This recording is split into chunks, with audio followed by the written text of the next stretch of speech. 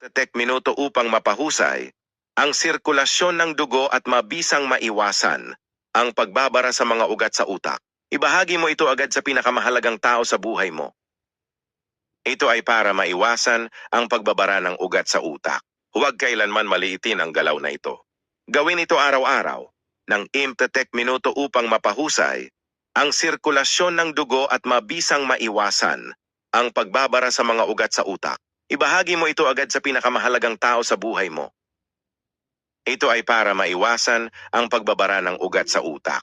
Huwag kailanman maliitin ang galaw na ito. Gawin ito araw-araw ng Tek minuto upang mapahusay ang sirkulasyon ng dugo at mabisang maiwasan ang pagbabara sa mga ugat sa utak.